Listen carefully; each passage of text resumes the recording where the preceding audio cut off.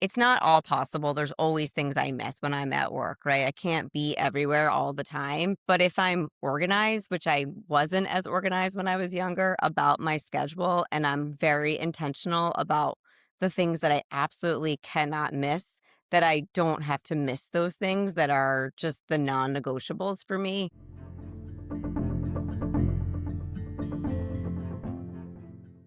Hello and welcome to We'll Sleep When We're Dead.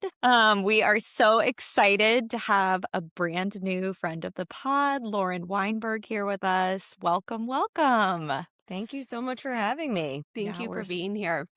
we're so thrilled. I'm going to do the intro of Lauren today because I sent the cold email to Lauren on LinkedIn, and I can give you the reason why. I have been, Lauren, as a marketer myself, following your career. You have had like the dream career in marketing, I can say with certainty, and I'm like fangirling a little bit. Lauren has been, among other things, the marketing lead at Yahoo, at Square, Peloton. You've led some majorly culturally relevant brands. And it is just so cool to see your trajectory in the space. And in addition to all of those things and your board seats and your consultancy and all of the things, you're also a mom. And so you posted, I think it was last week or 2 weeks ago, about how you've taken this power pause from work right now and all of the pieces that have come along with that. One of them being a lot of intentional times spent with your kids, and your kids are a little bit older than ours, and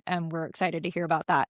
But it was so relevant and so timely with a lot of things that we've been talking about on the podcast and a lot of things we've been talking to our guests about. I just took the chance and reached out, and you so kindly got back to me so quickly and were willing to chat with us. So we are so appreciative and happy to have you here. I wanted to just like give you the floor and kind of hear, obviously I gave you a little intro, but we'd love to hear kind of like, what has this path looked like for you? Like, did you always plan to have a career in marketing? And then to the extent you want to talk about how kids have kind of been interjected along the way, we'd love to hear that too. Yeah. Well, first of all, thank you so much for having me and for reaching out. And I will say that one of the benefits of being on a power pause is that when people reach out to you, you actually have time to say yes to things that you want to say yes to and to read all the messages that you get on LinkedIn. So Yeah. I'm going back to work next week. So I Oh my gosh, was, amazing. yeah, thank you. So I was excited to squeeze this in my last Yeah, week of my power pause. So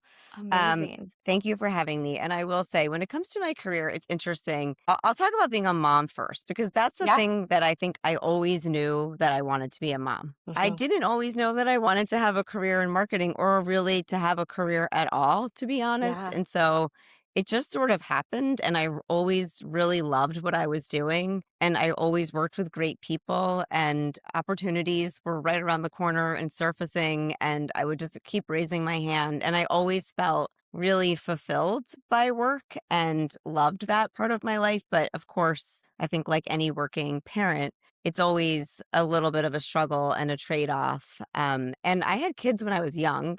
I have an 18 and a 16-year-old. And so, and I felt at the time early in my career, especially, that I was a young mom, often the only woman in the room. And I Mhm. guess I'm just very happy to see how things have evolved and how work has become so much more supportive of working parents. And Yeah. that's benefited me as well. But the idea of being a mom and a young mom when I was trying to rise up the ladder in my career, I never talked about my kids. I just didn't think I could, and now I talk about them all the time. Yeah. They don't even know how much I talk about them. Yeah.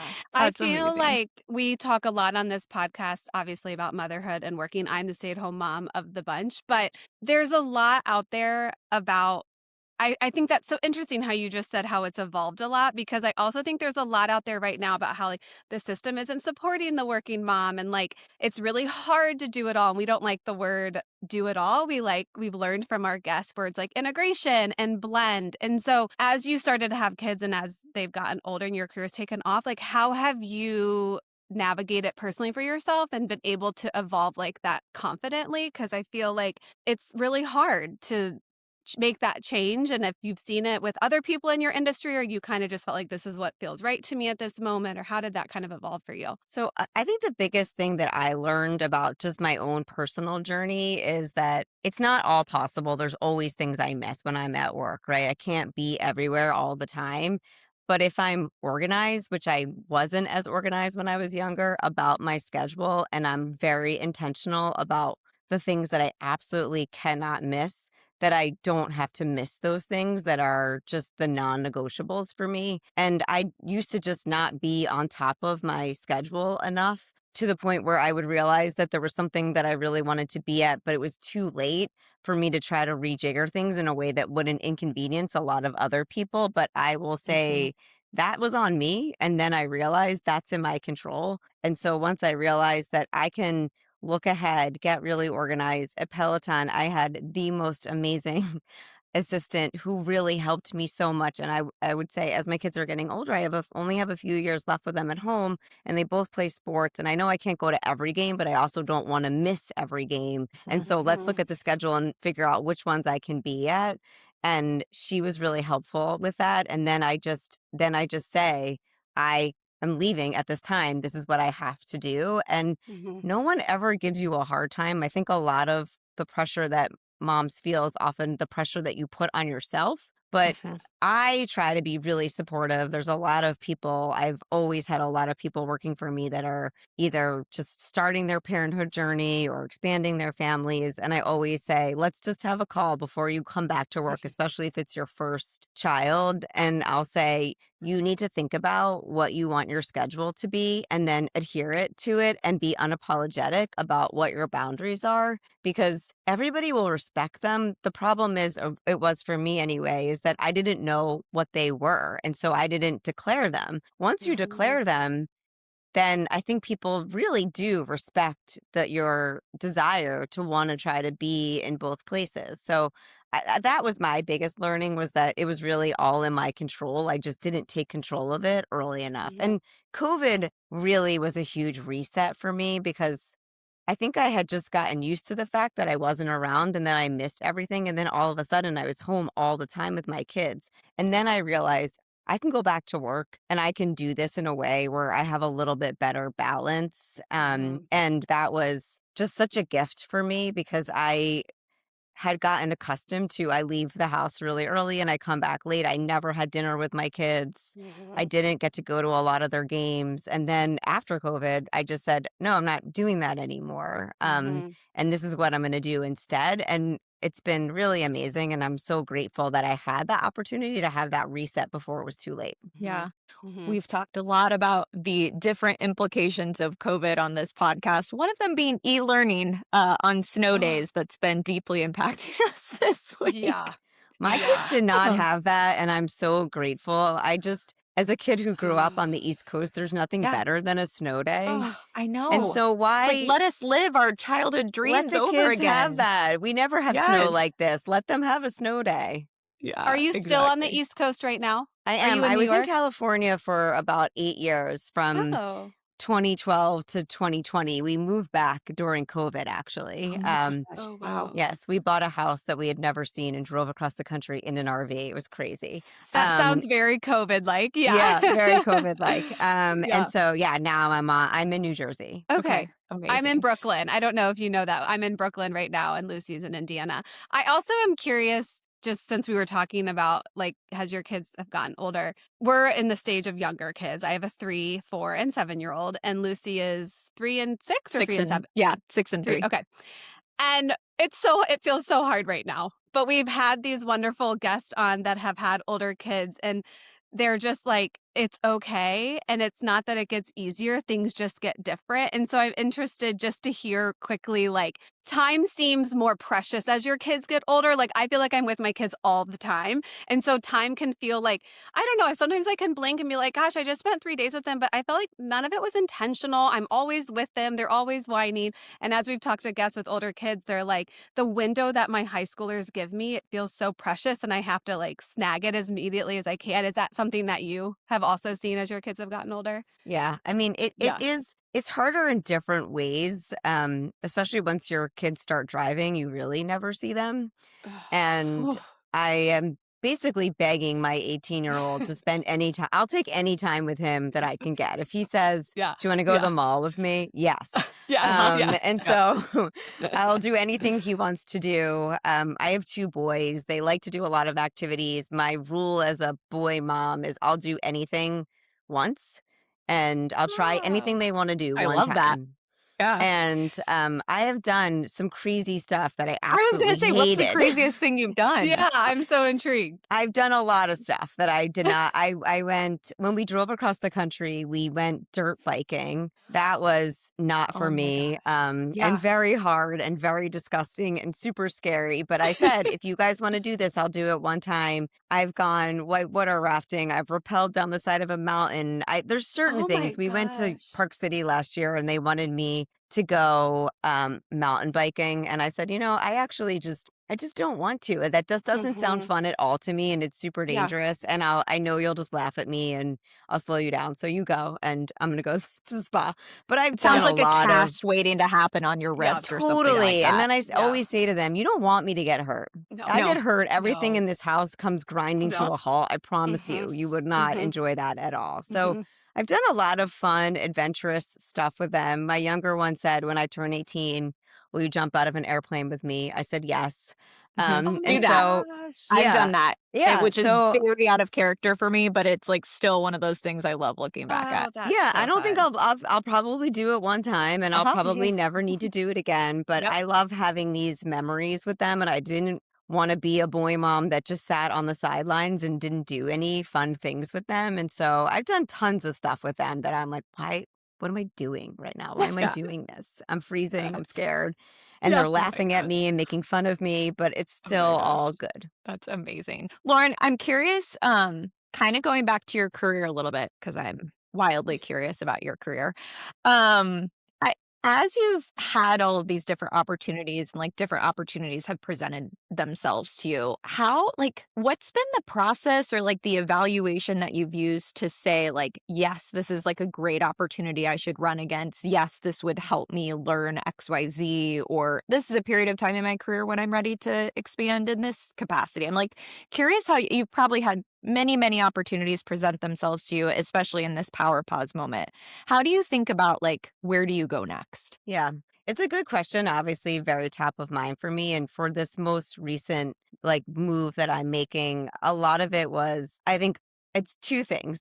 Actually, it's more than two. It's probably a few. One is, am I going to go work somewhere where I care about the brand or the company and what they do in the world? Because I think being a CMO or really any job or any time that you're choosing to spend time away from your family, and I think being a CMO is one of the hardest jobs. I love it, but it's hard. And I know whatever I do, I'm going to work really hard and I'm going to make sacrifices and be away from my family. And I don't want to do it for a brand that I don't feel really good about what its contribution is to the world. So that's kind of number one for me, which is, do I feel good about this? Is this something that I Yeah. think makes the world a better place in some way? And it doesn't have to be transformational, but it just has to be doing good in the world. Mhm. I want to work with really good people. You spend so much time with the people that you work with, and I'm always looking for, are these people that I'm going to want to sit in a room with for hours and hours and hours and have maybe some hard debates with? Are they the people that I want to be in the trenches with when things get Mhm. really hard?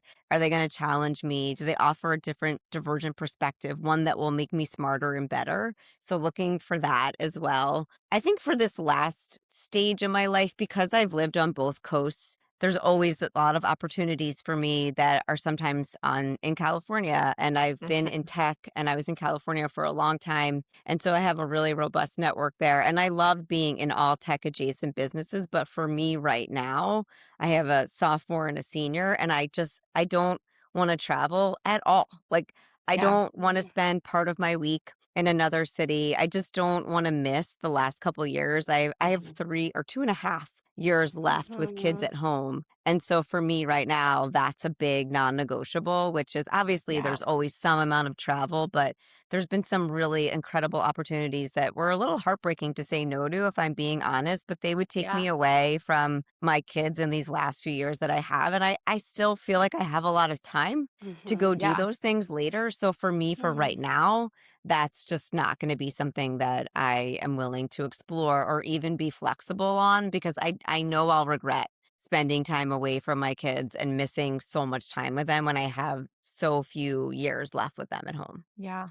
That's amazing perspective. Yeah. Has that Have an incredible group of mentors, just people that I always Mm. call whenever I'm thinking about decisions, that have always been there to guide me. And making the decision to go from Intuit to Peloton was a really challenging one, because I just got to Intuit and Peloton called, and there was so many things about that opportunity that in so many ways, when people would ask me way back when, what's your dream job? It was always to be the CMO of Peloton. I just love that brand. I see what they're doing. Yeah. I Wow. really want to go work there.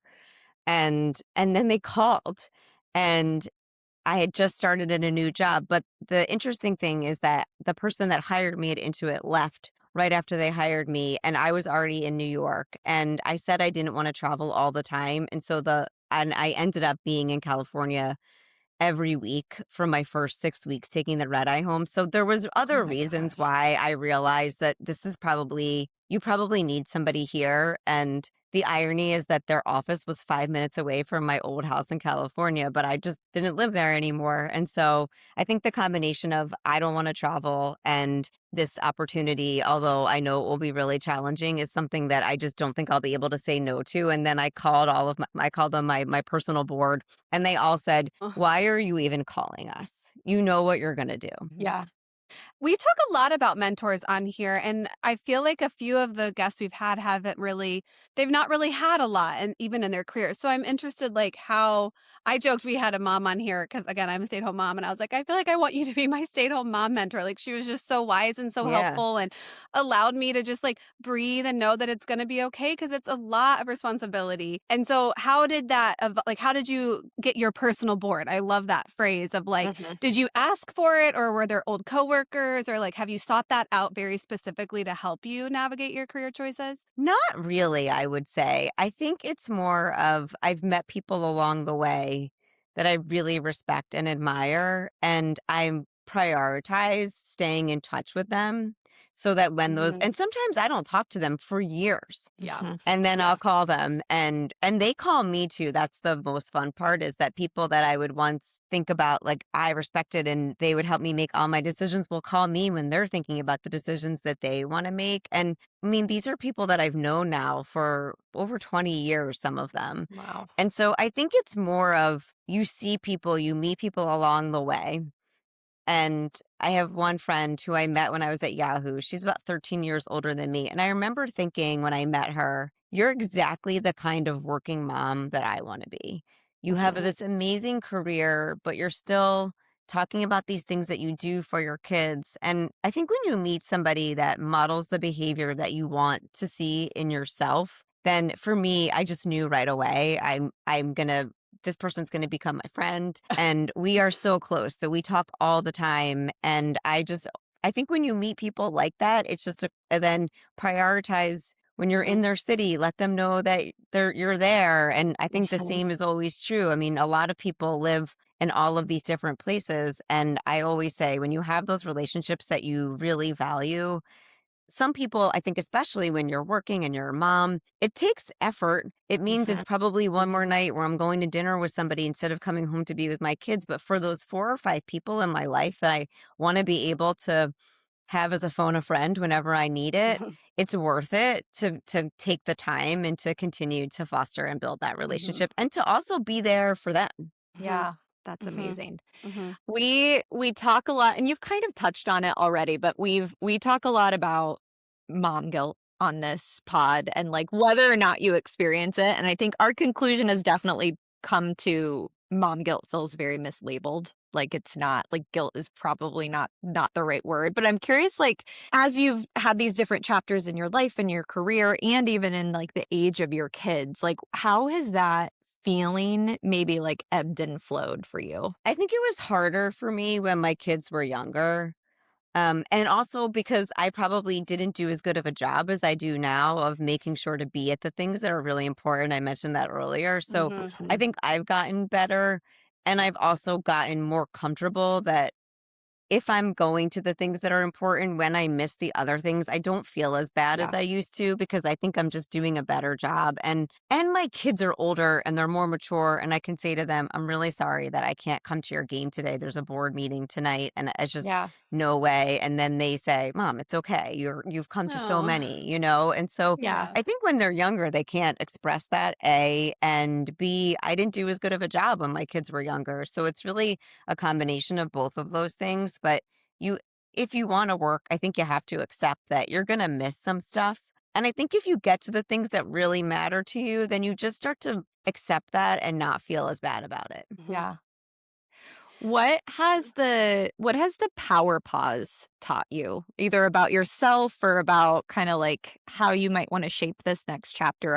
I feel like that's such an amazing gift to yourself that you've taken to like allow yourself to have time. I'm super curious what that experience has been like for you. It's been amazing and very busy. And Yeah. so I could keep doing this for a while. I honestly feel very fulfilled in this, and I just have been looking for opportunities, and then something came along and I thought, "Yep, this is the right one." And I know when I go back to work that I'll also really love that too. And so Mhm. for me, it's really about appreciating what's great about those moments when you're in them. And I think especially in this last pause, I was really intentional about how I wanted to spend my time, which I Mhm. have never had that gift of time before. And so a few things. One is I picked up a bunch of new hobbies, and I would really love to continue doing them once I go back to work. So it'll be interesting for me to figure out how to do all of that still. But it's Yeah. been really fun to learn new things and to just have those things to look forward to and to use your brain in a different way. So that's been really fun. And I did so much stuff with my kids, especially with my senior during his soccer season. And I got a chance to do things that I've never been able to do. And I know when I signed up, my son was worried that I wouldn't be able to do it. I said, "I'm going to be like the soccer mom for your team because it's your last year." And he said, "Mom, let the moms that don't work do that." And I said, "I'm not working right now." And he said, "It's a lot of work and a lot of responsibility. And I just want to make sure that you can handle it." And I said, "Honey, please, I definitely can handle this. I've handled a lot." But I think he was worried that I would just embarrass him and not have enough capacity to do all of those things. But to be honest, I was going to do that if I was working or not working because I told myself that when he's a senior, he plays multiple sports, but I said just for soccer because that's his biggest sport, that I wanted to be really involved when he was a Mhm. senior. And I think so many people to give their time and spend their time doing those things. And they're a lot of work and it's really important work. And I just wanted to get a chance to also put the work in on my end and make it really amazing and special for my son. So I'm so glad that I got to do that. And then I had some really smart mentors say, learn everything you can about AI because you have the skill Mhm. set as a marketer and the whole AI landscape is changing really quickly. So if you can take this time while you're not working to just really educate yourself and go deeper on all things AI, then you go back to work with a skill set a lot of people don't have. And so that was really good advice because my initial instinct when I left Peloton, it's really hard for me as a person who feels like I'm always traveling at 1,000 miles an hour and moving from one thing to the next, and my schedule's always packed, to all of a sudden wake up and not have things on your calendar. I really Yeah. felt lost. And so people reached out and said, "Can you come do this work? Can you come do this project?" And my initial instinct was, yeah, I should go do that because that'll give me something to do. It'll keep me really busy. And then somebody who's a really good friend said, "Don't do that. Yeah. Just spend the Mhm. time and actually take the time to really learn and don't do those projects and go do play pickleball and do hobbies and do the things that you want to do." And I've just never felt more recharged and ready to go into a role ever. And so I know it's a privilege that I had all that time off, and I definitely don't take it for granted, but it is it was just so amazing, honestly. Lauren, I was just down the rabbit hole yesterday of SEO versus, what are they calling it now? GEO? AEO or GEO, yeah, AEO. Yeah. It's a whole new world. it is. Yeah, that's awesome that you've been able to dig into that. Lauren, I did a little bit of research on you, obviously, before you came on. My background is not in marketing. I used to be a teacher, and then I decided to stay home and have kids. And so I was doing some research on your LinkedIn, and I saw that you posted a while back, maybe like a couple months ago, about having like extreme optimism and how that has been more of an asset. Like you've evolved into realizing that that's more of an asset as a woman. And I don't know if you know who Corporate Natalie is. She's I like a do. trend. Okay. She just posted this as well. So I always love when the universe is giving me like the same message in multiple channels. And I loved what she had to say. And it seemed like you had a similar view of it not being a fault. And I just find that interesting as women, because even being a mom, like sometimes we like apologize for having extreme optimism, or we feel like we have to be stern and strong and not.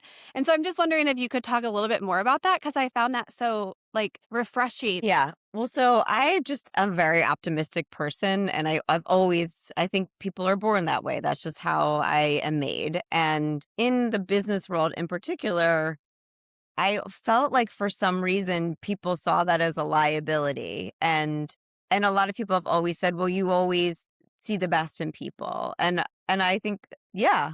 And isn't that a good way to be? Yeah.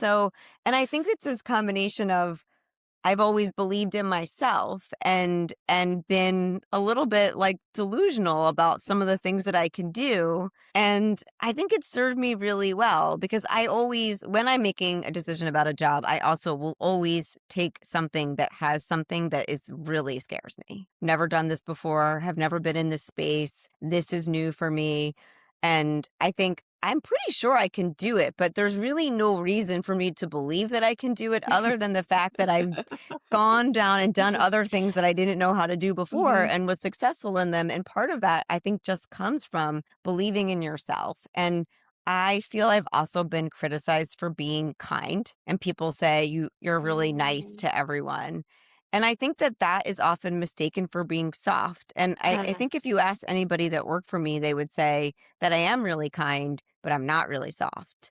And I can be Mhm. really firm, but I'm also just don't think that there's any reason to ever be unkind to people or to assume the worst in people. And when you go into any environment, whether it's at home or with other parents, and you assume good intent, usually things go much better than when you Mhm. assume that people have malicious intent or that they're Mhm. not good people. And so my philosophy is always, if somebody tells me, "Hey, meet this person, they're great," I will assume that they are great until they give me a reason that shows me that they are not great. And Mhm. I'm also very forgiving.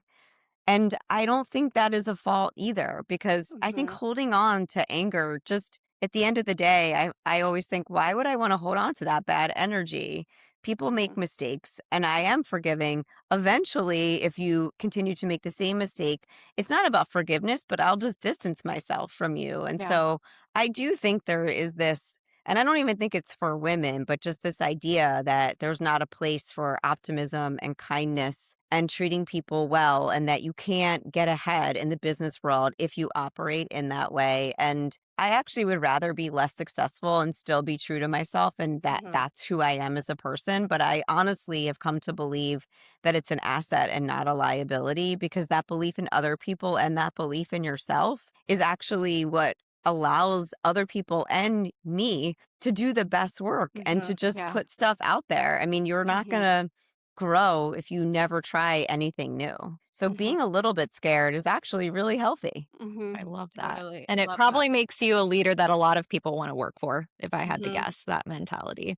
Mhm. Well, I know we're coming up on time. We always ask people about their systems or their non-negotiables throughout a Mhm. week. So I feel like this is always something we love to hear because everyone's are so different. So I'm curious, either it's a system you've put in place to like really make your world work, or if it's like non-negotiable, you have to do this for yourself daily or weekly, if you would like share that for us. I have a couple things. One is I am obsessed with the calendar. Just Yep. everything has to be on a calendar. If it's not on the calendar, it doesn't exist. And so as Mhm. soon as I make a plan, goes on the calendar. There's a calendar on my refrigerator. I am a person who lives and dies by the calendar, and the calendar is my life. And so I just am very organized about the calendar now. And my non-negotiables are I have to take time to work out. It doesn't have to be every day, although now that I'm in a power pause, I've definitely been working out every day. But I notice that there's just this anxiety and stress that starts to build up in me, and I don't show up as the best version of myself at work with my kids if I'm not Yeah. taking time to move my body. And sometimes that is 15 minutes on the Peloton, and that's all I can do. But Yeah. that 15 minutes is so grounding for me and just gives me that release that I need. And so I have learned over time that it is not selfish for me to take that time to move my body, because if I don't, nobody really enjoys spending time with me. I have a morning ritual too, which is just and I get up before everybody and I like to have coffee and I go back into I have 3 dogs and they Oh my are trained gosh. for this actually, which is the only thing that they are trained to do because they are not well-behaved dogs. But they know I get up in the morning, I come downstairs, I get a cup of coffee, I come back, I get an eye mask, and I just sit in my bed and I just drink my coffee with my eye mask on, and nobody gets up. And if my kids come in and they see that I'm doing that, especially when they were younger, Yeah. they just would know that that's my time to just like Yeah. get my head on for the day. So that's my morning ritual, which is a little bit Love funny, but it that. only takes 5 minutes. And Yeah. it's just great that all the dogs, everybody knows this is what I'm doing. And I think the other things like the systems, especially when I go back to work, I try to get more organized about meal prep. And so I, on Sundays, will sit down with my kids and say, this is the menu for the week. And you can tell me today if there's anything that you don't want on the menu, and we can change the days that we'll have this menu. But once we lock the menu down, that's what we're having for dinner this week. And so once we say on Sunday, this is what we're having, then I don't want to hear any complaints in the week that you wanted something else. So if you don't tell me and if you don't weigh in, then you have given up your right to complain. I really want to start implementing that, because I feel like when we deviate and someone's like, I don't want that, I want pasta instead, I'm like, I can't mentally do that at the end of my work day. Yeah. So then you say, and then they feel like they get a say. I'll say, here's the options. And they'll say, I don't really want that this week. I want that. That's fine on Sunday. Yeah. Right. Yeah. Okay. We'll have this instead. But once we lock that down, and I said, you can say, can we have that on Monday instead of Tuesday? Yes. But we cannot replace any items that are on the menu for the week. We can only change the days, and it works. I love that. It's amazing how much meal prep continues to come up in our motherhood conversation. Like, it carries so much mental load that everybody has like a little hack of how to do that. I also like to plan on Sundays, but half the time I get to Wednesday and I'm like, I can't figure it out anymore. Like, as long as I can get 3 true. I meals a definitely week. start to run out of steam on Wednesday. And so sometimes I need to do a little, so I'm really good Sunday, Monday, Tuesday. Yes. Yes. And then, similar. so I think it's okay to then say Wednesdays and order in day. And if I have a work event, I mean, thank God for DoorDash. You know, my kids also, my older one drives. And so I don't feel as bad anymore when I have something, because they can order anything that they want, or my son can drive. And a lot of times then he's getting better too, because I get annoyed if I make dinner, then he says I'm going out with my friends. And so he knows the nights on the menu for dinner, and then he knows those are the days that he can't go out with his friends. Yeah, I love that too. love that. Well, are we able to know where you're going next? I am going to Supergoop to be the CMO. My gosh. In New York or in New Jersey? It's in New though, York. So I don't know my why I would just gosh. assume it's in California. I know, because it's sunblock, but it's not. It's here. That's amazing. Best sunscreen, the The non-tinted, unseen. Yeah, I love it. unseen. Oh my, well, this is perfect, because we always like to link a product at the Yeah, end I was that we're about to really ask loving. you. So we will link that at the end of this episode. Thank then. you. Yeah, I'm super excited. I've never Exciting. done anything in the consumer goods beauty space, so I'm really excited about it. And it's a brand that I've been using for years that I love. And so it kind of checks all those boxes for me. It's in New York. They just hired a new CEO who I met in a board training program who's incredible. And so I'm really Oh looking my forward to it. It's going to be gosh. really And fun. this, like, Congratulations. That's completely awesome. tracks with what you were saying earlier of, like, it's a little new and hard, but I know I can do it based off of what I've done in the past. It's interesting because especially in the beauty space, they really tend to hire from within. And so I had to convince them that they should hire me instead. And I just said, Yeah. if you hire someone in the beauty space, they're going to give you the playbook that's always been run. Mhm. And I Yep. have gone from media to fintech to fitness. And every time I've been successful. So what I will tell you is that I will Right. learn and I will bring fresh perspective and I will ramp very quickly. And I actually think that's what this business needs, not more of the same. Mhm. So, Yeah. Ugh, That's I so love that belief in exciting. yourself. That's so amazing. Oh, well, we can't wait to see where you go next. How incredible we will be following along for sure Yeah. because yeah. we're such huge fans. Yeah. Well, But thank thank you you. And so I did much want for to your say one time. thing to you, Samantha, which is just Yeah. that the other thing that I think that's been really helpful to me as a working mom is to have my village of stay-at-home moms who always have my Mhm. back. And so Yeah. I just want to give a little shout out because there's always those moms, the ones, and I don't know if you're one of those, but they just know everything that's going on. And I will find those people and I say, listen, I need help. I Yeah. miss emails. I have a work email, a personal Mhm. email. And so if it's the day where our kids have to wear a blue shirt, or if Just there's tell me. something that's Yeah. coming up, I am the mom. Like I need Mhm. reminders. I need extra Mhm. help. I know you're always on top of everything. Can you please make sure that you tell me? And I don't think that I could do all the things that I do without all of them. And Mhm. I think that they're just Agreed. some of my biggest supporters. And so I just wanted to say that it used to feel to me like it was like the stay-at-home moms versus the working moms. And now Yeah. it's like, no, like Mhm. we got to all work together. We're all in this thing together. It really does take a village. And I just wanted to say thank you because I do think it's Oh. the stay-at-home moms that also make it possible for the working moms to do all the things that they do because you guys volunteer more than we do. You carry a lot of the load and you help us and you bail us out Mhm. all the time. So thank you. Yeah. Yeah, I Oh, thank agree. you. That really means a lot. And I don't know if anybody has ever thanked me in the 7 years that I've been doing this because it's one of the most thankless jobs. So I'm really going to carry that with me for a very long time, Lauren, truly, because it was not my calling. I didn't expect to be here 7 years in. It just evolved with my husband's job and the kids and the move. But we've moved a lot. And I will say, to your point, Lucy jokes with me. The first thing I do when I move, I get my kids in school and I find a stay-at-home mom friend because the other stay-at-home mom friends help me also be a stay-at-home mom and make this village. So I really appreciate that. Thank you. Yeah. Amazing. Well, Lauren, thank you so much. Yeah, We thank so you. This was appreciate you. wonderful. Yeah. Nice to meet both of you and Yeah, good luck nice with meeting you. everything. And Lucy, Yeah. call me anytime if you want to talk shop. Oh, Oh, we will. believe me, I will take you She up on will. that. Sam Lucy Yeah. knows. Lucy Yeah. And loves I to actually, network. I mean it. I love to network too. And that's been in my power pause. I've probably had mentoring conversations with 3 random people every single week. Oh my And gosh. normally I can't do Oh, that. But while I'm off, if yeah. someone reaches out to me randomly on LinkedIn, they want to do a call. Yes. I've got a Oh bunch of my college gosh. kids, old Oh, neighbors reaching out to me. And when I can, I think, why not? Yeah. what Oh, a gift well, you're add me to giving your them. queue. Yeah, Yeah, that Yeah, is you're so in yeah. it. kind. You're in it. Oh, So okay, sweet. thank you, All right. All right. Lauren. Thanks, Thanks, Lauren. Um, everybody.